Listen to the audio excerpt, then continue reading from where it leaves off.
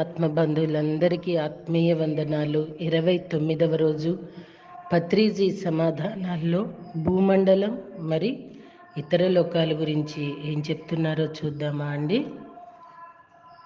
మనం ఒక మాస్టర్ అయిన తర్వాత జనన మరణ చక్రం నుండి విడిపడతాం. ఈ భూమి అనే పాఠశాలలో మనం నేర్చుకునే పాఠాలు పూర్తి అవుతాయి. పునర్జన్మ అవసరం ఉండదు. అయితే ఇతరులకు మార్గదర్శకత్వం చేయటానికి, స్ఫూర్తినివ్వటానికి అప్పుడప్పుడు సందర్శిస్తూనే ఉంటాం. మానవ అనుభవాలను విజయవంతంగా పూర్తి చేసుకున్న తరువాత ఉన్నత లోకాలను అధిరోహిస్తాం. మన సొంత అంశాత్మలను సృష్టించటం మొదలు పెట్టవచ్చు. ఇంకా నూతన ప్రపంచాలను, నూతన గ్రహాలను, నూతన నక్షత్ర మండలాలను సైతం సృష్టించగలం. అదంతా మన ఆత్మశక్తి సామర్థ్యం మీద ఆధారపడి ఉంటుంది. భూమి కాకుండా ఇంకా ఇతర లోకాలు ఏవైనా ఉన్నాయా? ఈ అనంత విశ్వంలో మన భూమండలం ఒకానొక చిన్న గ్రహం. మరి దీని చుట్టూ అసంఖ్యాకమైన నక్షత్ర మండలాలు ఎన్నెన్నో వ్యాపించి ఉన్నాయి. వాటన్నిటి గురించి మనకి ఇంకా ఏమీ తెలియదు. ధ్యానం ద్వారా మాత్రమే మనం వాటి గురించి తెలుసుకోగలం. భూమి యొక్క ప్రాముఖ్యత ఏమిటి? ఈ భూమి అనంత కాలాల నుంచి అనేక నక్షత్ర మండలాల నుంచి వలస వచ్చిన ఎన్నో నాగరికతలతో ఆక్రమించబడుతూ వచ్చింది. ఈ బెంగళూరు నగరంలో మన దేశం నుంచి లేదా మన ప్రపంచం నలుమూలల నుంచి వచ్చిన వాళ్ళంతా స్థిరపడినట్లుగా ఈ భూమండలం కూడా అందరికీ ఆవాసమే. వివిధ గ్రహాలు, నక్షత్రాల నుంచి వచ్చిన వాళ్ళంతా తమ జనాభాతో ఇక్కడ స్థిరపడ్డారు. ఈ మధ్యకాలంలో వస్తున్న ఆత్మల గురించి కాస్త విపులంగా చెప్తారా? నేను చిన్నపిల్లవాడిగా ఉన్నప్పుడు మా ఇంట్లో ధ్యానం అంటే ఏంటో ఎవరికి తెలియదు. ధ్యానం గురించి ఎవరూ మాట్లాడేవారు కాదు. అంతా పూజలు, వ్రతాల గురించే మాట్లాడుతుండేవాళ్ళు. ఎవరికి ధ్యానం అనే పదం కూడా తెలియదు. నా తల్లిదండ్రులు, ఉపాధ్యాయులు, మరి గుడిలో పూజారులతో సహా ఎవరికి ధ్యానం గురించి అవగాహన లేదు. మనమందరికీ ధ్యానం గురించి బోధిస్తున్నాం. ఎన్నో ఉన్నతాత్మలు ధ్యానుల కుటుంబాల్లో జన్మించటానికి ఆసక్తిగా ఉన్నవారు, వాళ్ళెవరూ ధ్యానం చేయని కుటుంబాల్లో పుట్టడానికి ఉత్సుకత చూపటం లేదు. మీరు మీ పిల్లల కోసం స్కూల్ వెతుకుతున్నప్పుడు అన్నిటికన్నా అత్యుత్తమమైనదే ఎంపిక చేసుకుంటారు కదా. ఎన్నో స్కూళ్ళను చూసి పోల్చి చూసుకొని అన్ని విధాలా తగినదనే ఎంచుకొని ఉత్తమ విద్యను అందిస్తారు. అదేవిధంగా ఆత్మలు కూడా భూమి మీద ఉన్న ఉత్తమ తల్లిదండ్రులనే ఎంచుకొని ఆత్మ పాఠాలు నేర్చుకోవాలి అనుకుంటారు. మరి ఉత్తమ తల్లిదండ్రులు అంటే ఎవరు? సంపన్నమైన ఆత్మలు కాదు, ఉన్నతమైన ఆత్మలు చక్కగా ధ్యాన సాధన చేసే ఉన్నత స్థాయి ఆత్మలను ఎంచుకోవటానికి ఆకర్షించబడతారు. కాలానుగుణంగా భూమి యొక్క ఎనర్జీస్ మారుతుంటాయా? అవును కదా. భూమండలం అంతా 1987వ సంవత్సరం నుండి గొప్ప మార్పుకు లోనైంది. అప్పటి నుంచి 2-3 రెట్లు ఎక్కువ శక్తి ప్రకంపనలు పెరిగి ధ్యాన సాధనకు ఇతోధికంగా తోడ్పడుతున్నాయి. అది వరకు మనోశూన్య స్థితిని చేరుకోవటానికి 4 గంటల సమయం పట్టేది. మరి ప్రస్తుతం 4 నిమిషాలు లేదా 4 సెకండ్ల సమయంలో నిర్మల స్థితిని పొందుతున్నాం. ఇదంతా కూడా భూమి యొక్క ఉన్నత శక్తి ప్రవాహాల వల్లే సాధ్యం. సో మాస్టర్స్, ఎన్నో సందేహాలకు జవాబులు మనకి పత్రి గారి జవాబుల ద్వారా దొరుకుతున్నాయి. ఎప్పుడు కూడా కాలంతో పాటు అన్నీ మారుతూ వస్తున్నాయి. అందుకనే ఓల్డ్ ఎనర్జీని, పాత చింతకాయ పచ్చని పట్టుకొని వేలాడితే అలానే ఉండిపోతాము. న్యూ ఎనర్జీ, ఇదంతా కొత్త శక్తి. ఈ కొత్త శక్తితో పరిగెట్టిస్తున్నది కూడా. సో చూడండి, అక్కడ ఎంత సమయం పట్టేది, ఇప్పుడు సెకండ్లలో నిర్మల స్థితికి వెళ్తున్నామన్నారు. అంటే చాలామంది అంటూ ఉంటారు, మీరు గంటలు ధ్యానం చేయాలి. గంటలు కూర్చొని ధ్యానం చేస్తున్నామో నిద్రపోతున్నామో అసలు ఏం జరుగుతుందో మనకే తెలియదు. మరి ఇప్పుడున్న ఈ లెవెల్స్లో గంటలు 24 గంటలు అవసరమా? ఎవరికి ఏది అవసరం అంతే. బీపీ వాళ్ళకి ఆ షుగర్ రేంజ్ని బట్టి ట్యాబ్లెట్స్ ఉంటాయి. అట్లానే ఇది కూడానండి. వాళ్ళెవరో చేశారని, వాళ్ళు నిద్ర లేకుండా ధ్యానం అన్నారని టీలు పెట్టుకోనల్లా నిద్రని మానేసి ధ్యానం చేస్తున్నారు. తర్వాత నానా ఇబ్బందులు పడుతున్నారు. అసలు పత్రి సార్ ఏం చెప్తున్నారు, మనం ఏం చేస్తున్నాము? మనకు అవసరమా అండి? టీలు పెట్టుకొని నిద్రలు ఆపేసుకొని ధ్యానం చేయటం, అది ధ్యాన స్థితిలోకి వెళ్ళగలమా? సహజంగా వెళ్ళాలి ఎప్పుడైనా. సహజత్వమే అన్నిటికీ సిద్ధత్వం అండి. అలానే నమ్మకం, విశ్వాసం చాలా ప్రధానమైనది. నమ్మకం, విశ్వాసం లేకుండా, సహజత్వం లేకుండా మీరు బతికినంతకాలం అలానే ధ్యానంలో కూర్చుని అలానే కూర్చొని ఉంటారు. అంతకు మించి ఏం జరగదు. సో ఫస్ట్ ఆఫ్ ఆల్ మనల్ని మనము మార్చుకోవటానికి, సంసిద్ధపడటానికి సిద్ధపడాలి. ఎప్పుడైతే మన దగ్గర సంసిద్ధత ఉంటుందో, సంశయాలు పోతాయో, అప్పుడే సిద్ధిని అనేది మనం పొందుతాము. బుద్ధత్వ సిద్ధి నుండి సిద్ధత్వ యోగానికి మనం వెళ్ళాలి. మనం ఇప్పుడు బుద్ధత్వ సిద్ధిలోనే ఉన్నాం మాస్టర్స్. సిద్ధత్వ సిద్ధికి మనం వెళ్ళాలి. అంటే మనము జీవితంలో కానీ ఆధ్యాత్మిక భౌతిక జీవితాలు ఏది అవసరమో అదంతా పొందే సిద్ధిని మనం పొందాలి సహజంగా. ఎవ్వరికి ఏమి ఇవ్వరు మాస్టర్స్. ఎవరో ఏదో ఇస్తున్నట్టు చాక్లెట్లు చూపిస్తారు. తీరా చాక్లెట్ అందుకుందాం అనేటప్పటికి సగం స్వీటు, సగం బిట్టరు. ఏది మనకి అర్థం కాదు, అయోమయం గజిబిజిలో ఉంటాము. సో ఏదైనా మనకి మనమే చేసుకోగలము. Nobody are there to help to do also masters. ఎవరి దరిద్రం వాళ్ళే వదిలించుకోలేక ఏడుస్తుంటే ఇంకొకళ్ళ దరిద్రం ఎవరు వదిలిస్తారండి? ఇంత చిన్న కామన్ సెన్స్ ఎందుకు ఉండట్లా? ఎవరో ఏవేవో మెడిటేషన్స్, ఆ మెడిటేషన్లో ఉంటే ఏవేవో వదిలిపోతాయి. ఏవి ఎక్కడికి పోవండి, అక్కడే ఉంటాయి. పోయినాయి అని మనం భ్రమిస్తాము. ఎప్పుడైతే సహజంగా శ్వాస మీద ధ్యాస పెడతామో అన్నీ సహజ సిద్ధంగానే జరుగుతాయి. ఇది నా 14 సంవత్సరాల పయనం యొక్క అనుభూతి మాస్టర్స్, అనుభవము. సో భగవద్గీత గురించి చెప్తున్నారు. మనకు మరణం అనేది లేదు అని భగవద్గీత బోధిస్తున్నది. శరీరం నశిస్తుంది కానీ ఆత్మ ఎన్నటికీ నశింపదు. మనమంతా ఆత్మస్వరూపులం. ఇది తెలుసుకుంటే మీరు సదా ఆనందంగా ఉంటారు. మనమంతా ఒకనొక కలలో జీవిస్తున్న ఆత్మలం. ప్రతి ఒక్కరూ బుద్ధుని బోధనలను విశేషంగా చదవాలి. 4 ఆర్య సూత్రాలు, మధ్య మార్గం, అష్టాంగ మార్గం మొదలైనవన్నీ బుద్ధుని ముఖ్యమైన బోధనలు. ప్రతి ఒక్కరూ భగవద్గీత చదవాలి. ఈ బోధనలు అన్నిటి సారాన్ని మన నిత్య జీవితంలో అన్వయించుకుంటూ మనం పరిణితి సాధించాలి. భగవద్గీత యొక్క ముఖ్య బోధ ఏంటి? భగవద్గీత యొక్క ముఖ్య బోధ ఏమిటంటే మరణం అనేది లేదు. మరణం అన్నది శరీరానికే కానీ ఆత్మకి కాదు, అంతే. నజాయతే మ్రియాతే వా కదాచిన్ నయాం భూత్వా భవిత వానభుయ. ఆత్మకు పుట్టుక లేదు, చైతన్యానికి పుట్టుక లేదు, దానికి మరణం లేదు. శరీరానికి మరణం ఉంది కానీ ఆత్మకు మరణం లేదు. ఇది మీరు అర్థం చేసుకుంటే కనుక భగవద్గీత అంతా మీకు అర్థమైనట్లే. భగవద్గీత సారం గురించి చెప్పండి. భగవద్గీతలో ఆత్మ గురించి ఎన్నెన్నో వర్ణలు ఉన్నాయి. ఆత్మ అవినాశి, ఎప్పటికీ చంపలేరు. శరీరం నశిస్తుంది, మరణిస్తుంది. ఆత్మ జన్మించదు, మరణించదు. కనుక భగవద్గీత అంతా కూడా వాస్తవానికి ఏ ఆధ్యాత్మిక గ్రంథమైన పదార్థ హృదయ కేంద్రమైన ఆత్మజ్ఞానాన్ని బోధిస్తుంది. కర్మణ్యేవాధికారస్తే మా ఫలేషు కదాచన అని భగవద్గీత అంటుంది. వాస్తవానికి ఫలితం గురించి మనం ఏమాత్రం ఆందోళన చెందవలసిన అవసరం లేదు. అంటే ఏమిటో వివరంగా చెప్పండి. మనం ఫలితం మీద శ్రద్ధ పెట్టడం లేదు, కానీ మనకు ఫలితం కావాలి కదా. నేను ఏదైనా బుక్ కరెక్షన్ చేస్తుంటే ఆ బుక్ వెంటనే ప్రింట్ కావాలనుకుంటాను. ఆ బుక్ చక్కగా ప్రింట్ కావాలి అనుకుంటాను. ఆ బుక్లో తప్పులు, సవరణ ఉండకూడదు అనుకుంటాను. పరిపూర్ణత అనే లక్ష్యం కూడా లేకుండా ఏ పని చెయ్యం. పనిని ఎప్పుడు ముగించటానికే చేస్తాము. ముగించటం అంటే ఏంటి? పరిపూర్ణత అనేది ముగింపు. మరి పరిపూర్ణత అనేది రాబోయే 20 సంవత్సరాల్లో కాదు, మరో 3 రోజుల్లోనే ఉండాలి. నేను బుక్ పని పూర్తి చేయాలనుకుంటాను అంటే ప్రతి పదం, ప్రతి కామ, ప్రతి పులి స్టాప్ అన్నిటినీ చూడాలి.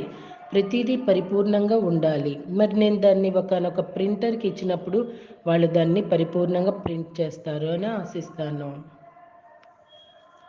కర్మణ్యేవాధికారస్తే మా ఫలేషు కదాచన. ఈ శ్లోకాన్ని ఒక ప్రత్యేకమైన సందర్భంలో అర్థం చేసుకోవాలి. ఏ సందర్భం?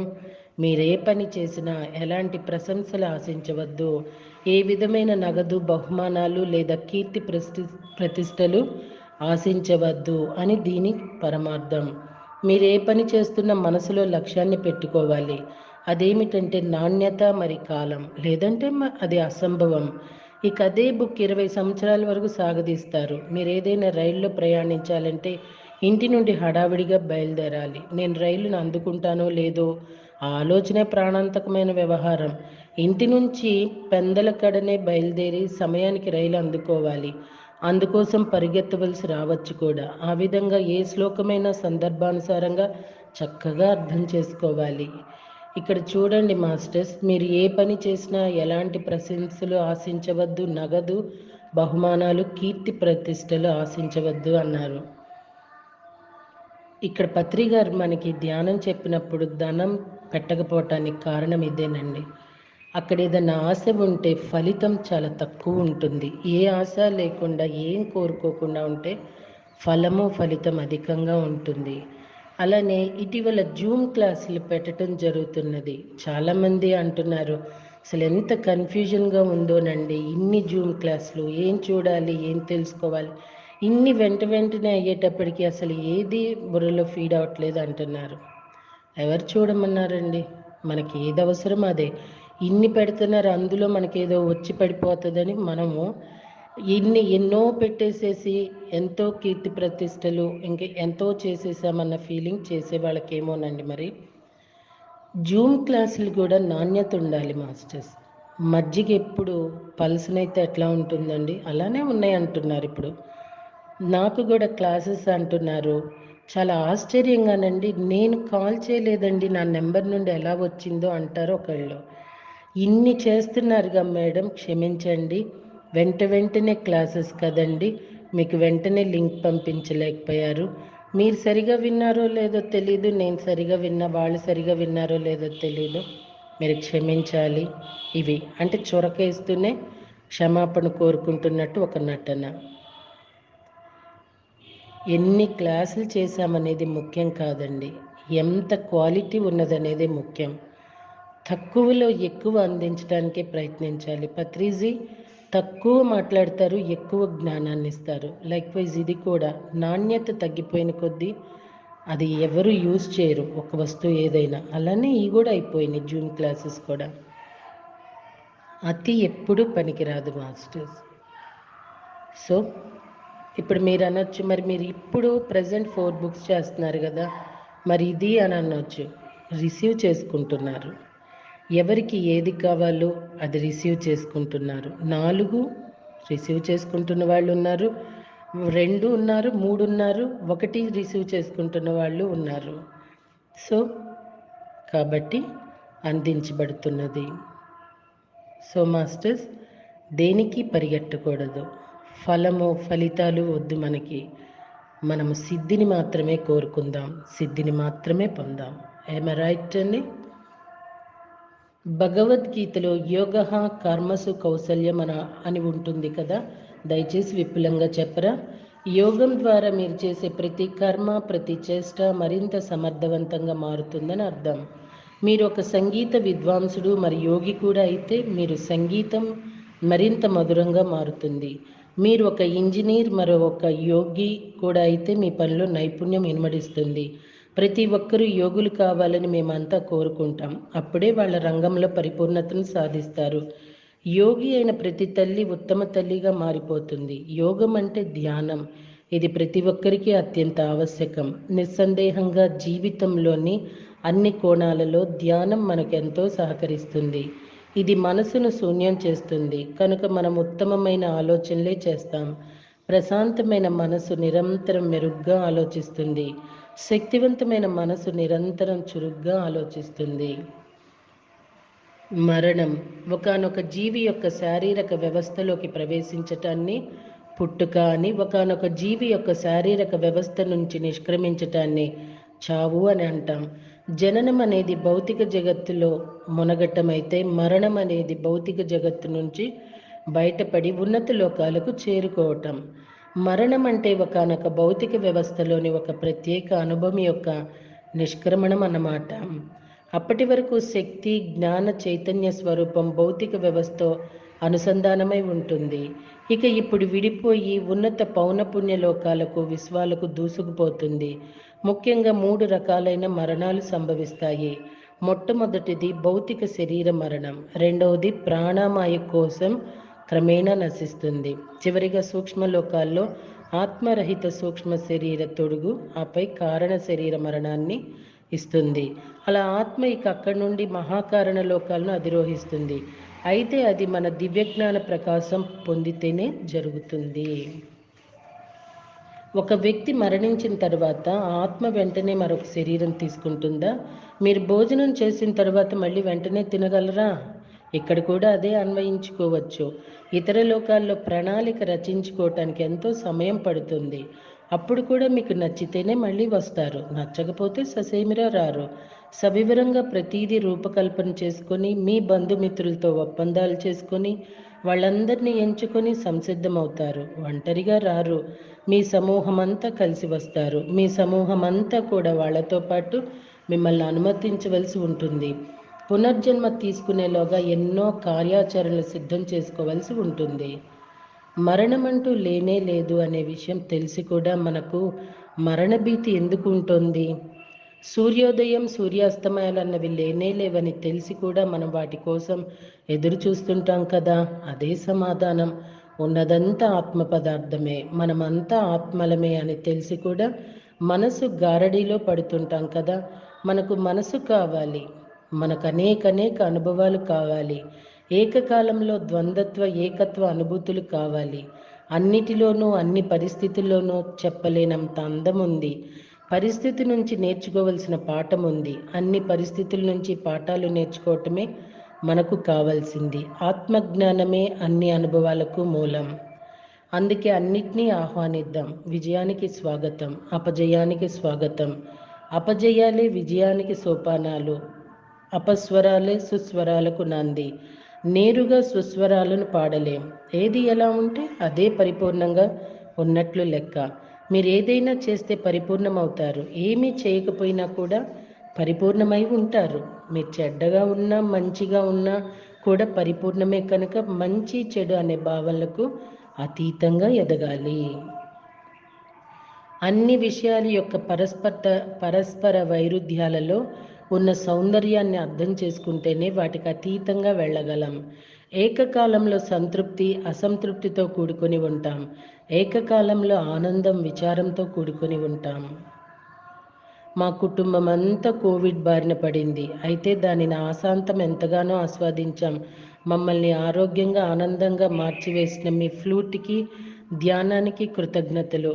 ప్రజలంతా బెంబేలెత్తిపోతుంటే మేం మాత్రం ఎంతో సరదాగా, స్ఫూర్తిదాయకంగా సాధన చేస్తూ గడిపాం.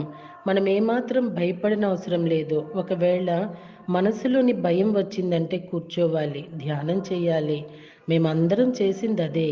అది మాత్రమే ఈ అంటువ్యాధి నుంచి బయటపడటానికి మాకు దోహదపడింది. ఏది చూసి భయపడితే అదే మన జీవితంలోకి ఆకర్షించుకుంటాం.